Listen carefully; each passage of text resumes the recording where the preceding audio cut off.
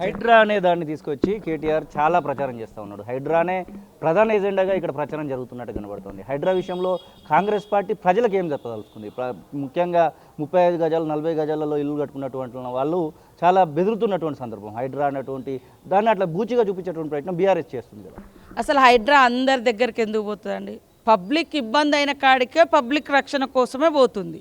అది కూడా ఎక్కువ వాళ్ళు హైరాణ పడడంలో ఈ భూములు కబ్జాలు చేసి భూములు అమ్ముకున్నదంతా కూడా బీఆర్ఎస్ వాళ్ళు కాబట్టి వాళ్ళకు ఎఫెక్ట్ అవుతుంది. ఇవాళ ఇప్పటిదాకా నేను ఇక్కడ వడ్డెర సంఘం వాళ్ళ మీటింగ్కి వెళ్ళినాం.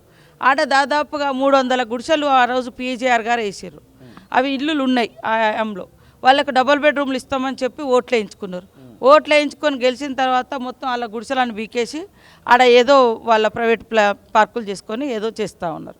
కానీ 300 గుడిసెలు అక్కడి నుంచి వెళ్ళగొట్టారు. అది ఇప్పుడు మాకు చెప్పారు వాళ్ళు. అంటే ఇట్లా ఎక్కడ మేము చేయట్లేదు. ఎక్కడైతే ఒక ఇల్లు ఒక ఆక్రమణ మూలంగా 100 మందికి నష్టం జరుగుతున్నప్పుడు ఒక ఇల్లును తీయాలి. అది ఈ భూములు కూడా ఎప్పుడు అయింది అంటే ఈ బీఆర్ఎస్ వాళ్ళే ప్రభుత్వ భూములను కబ్జా చేసి అదేదో వాళ్ళ సొంత భూములను ఎవరిని హైదరాబాదు ఎవరిని ఇబ్బంది పెట్టదు.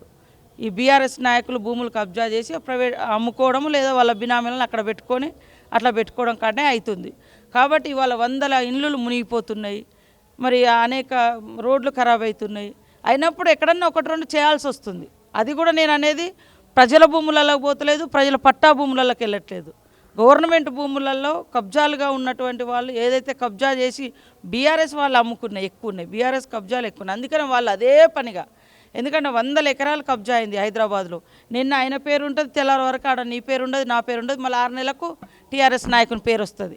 అందుకని కాస్త కాలం అనేది వాళ్ళ గవర్నమెంట్లో తీసేసారు. కాస్త కాలంలో నేనున్నా అంటే నా పేరు వస్తుంటుంది. కాబట్టి ధరణిలో ఏం చేసిండు, నువ్వు ఇక్కడ మోకా మీద నీ పేరు నువ్వు ఉన్నా కూడా నీ పేరు లేదు ఆడ కాస్త రికార్డులో లేదు. 6 నెలల తర్వాత టీఆర్ఎస్ నాయకుని పేరు వస్తుంది. తర్వాత ఆయన అమ్ముకుంటాడు. అమ్ముకొని ఆయన వెళ్ళిపోతాడు. మళ్ళీ గవర్నమెంట్ రికార్డు తీస్తే ఆ భూమి గవర్నమెంట్ అనిస్తుంటుంది. ఇట్లా అన్నీ డ్రామాలు చేసింది వాళ్ళు.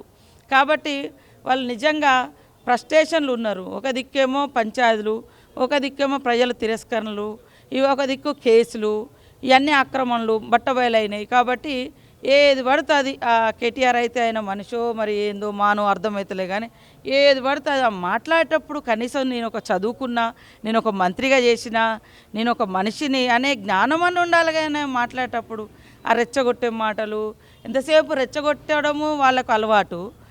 రెచ్చగొట్టి రాజకీయాలు చేయడం లేదా సెంటిమెంట్ల మీద ఓట్లు అడుక్కోవడం తప్ప ఇంకోటి చేయదు. నువ్వు 10 ఏళ్ళు ఏం చేసినావో చెప్పి అడుగు ఓట్లు. మేము 2 ఏళ్ళు ఏం చేసినామో ఏం చేస్తామో చెప్తున్నాము. నువ్వు ఏం చేసినావు ఏం చేయగలుగుతావో గది చెప్పు. అది చెప్పకుండా ఎంతసేపు సీఎం గారిని రేవంత్ రెడ్డి గారిని తిట్టడము, లేకుంటే ఆడవాళ్ళు వాడే బస్సులను తిట్టడము. ఎందుకే ఇంత ద్వేషం ఆడవాళ్ళ కన్నీళ్ళ మీద నీకు సంతోషం అని నేను అంటున్నాను. బోరబండ ఇన్ఛార్జిగా సీతక్కకు ఇక్కడ ఇస్తే ఇక్కడ నుంచి విదేశీ పర్యటనకు వెళ్ళిందని కూడా సోషల్ మీడియాలో జరుగుతూ ఉంది. నిజంగానే మీరు విదేశీ పర్యటనకు సొంతగా మీ పర్సనల్ కోసం వెళ్ళారా లేకపోతే ఏదన్నా దానికి కోసం వెళ్ళారా? అసలు వాళ్ళకి ఏం సమాధానం చెప్తారు? కాదయ్యా సిగ్గుండాలే, బోరబండలో ఓకే నేను ఇన్ఛార్జ్, నేను లేకుండా ఇంకొకరు వస్తారు.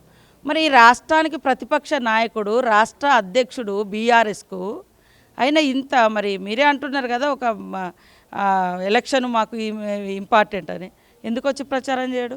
ఎస్ నేను పెట్టుకున్నది నా ప్రోగ్రాం 6 నెలల కింద vital voices of global fellowship అని మరి 188 దేశాలకు సంబంధించినటువంటి నెట్వర్క్ ఉన్న ఒక మహిళా లీడర్షిప్ని డెవలప్ చేసే వాళ్ళు నాకు ఇన్వైట్ చేశారు. అప్పుడు 6 నెలల కింద నుంచి నడిచింది. అయినా నేను పోయే ముందు 10 రోజుల ముందు ఇల్లు ఇక్కడ అంతా తిరిగిన. మళ్ళీ వచ్చి రాగానే ఎయిర్పోర్ట్ నుంచి నేను డైరెక్ట్ ఇటే వచ్చిన. ఇంటికి కూడా పోలే నేను ఇంకా. అంటే వాస్తవానికి అంటే నాకు కూడా ఉంది ఒక బీసీ బిడ్డ నిలబడ్డాడు, లోకల్ బిడ్డ నిలబడ్డాడు, ఇక్కడ వీళ్ళకి అవకాశం ఇవ్వాలని మంచి చెప్పుకోవాలని. కానీ నా పర్యటన మీద నేనేదో మీరంటే 6 నెలలకు 3 నెలలకు విదేశీ పర్యటన పోయేటోళ్ళయా. కానీ నాకేదో నా మహిళా హక్కుల కోసం, ట్రైబల్ రైట్స్ కోసం, ట్రైబల్ కమ్యూనిటీ నుంచి ఒక మహిళ ఇట్లా ఎట్లా వచ్చింది అని వాళ్ళు నన్ను ఒక ఆప్షన్గా తీసుకొని ఈ గ్లోబల్ వైటల్ వాయిసెస్ ఈ నెట్వర్క్ ఈ సంస్థ 188 దేశాల్లో నడుపుతుంది. మొన్న మేము పోయిన దగ్గరికి 47 దేశాల నుంచి 51 మంది మహిళలు వచ్చారు. మాజీ కేంద్ర మంత్రులు వచ్చారు, తాజా మంత్రులు వచ్చారు, ఎంపీలు వచ్చారు, ఎమ్మెల్యే అంటే ఆయా దేశాల. ఇక్కడ నుంచి నేను పోయినా. దానికి అంత నెగిటివ్ చేసుకోవాల్సిన అవసరం లేదు. ఆయన మా ఎన్నిక మా క్యాండిడేట్ కోసం మేము కష్టపడుతున్నాం, నిలబడతాం. నేను లేకుండా ఇంకొక మంత్రి గారికి ఇన్ఛార్జ్ ఇచ్చారు. మరి మీ కేసీఆర్ లేడు కదా, రాలే కదా. మరి కేసీఆర్ పిసిసి అధ్యక్ష మీ పదవి ఎవరికని ఇచ్చారా? మరి ఆయనకు బాధ్యత ఎవరికి? ఎందుకు బయటికి రాడు? అంటే అధికారం ఉంటేనే ఎంజాయ్ చేస్తారు తప్ప మీరు అధికారం లేకుండా పబ్లిక్లో ఉండరా? అర్థమవుతుంది. నేను అక్కడికి పోయింది పబ్లిక్ పని మీదనే, ఇప్పుడు కూడా వచ్చింది వెంటనే మళ్ళీ పబ్లిక్ పని కోసం నేను అంటే నా పని కోసం వచ్చింది. నవంబర్ 14న ఎట్లాంటి రిజల్ట్ చూడబోతా ఉన్నాం మనం? ఖచ్చితంగా 50-60 వేల మెజార్టీ అనేది మా సీఎం గారు అయితే 1,00,000 మెజార్టీ అనే అంచనా ఉంది. సో ఈరోజు రేపు ఇంకా నేను కూడా ఇక్కడ ఉన్నా కాబట్టి నేను కూడా అబ్జర్వ్ చేస్తున్నా.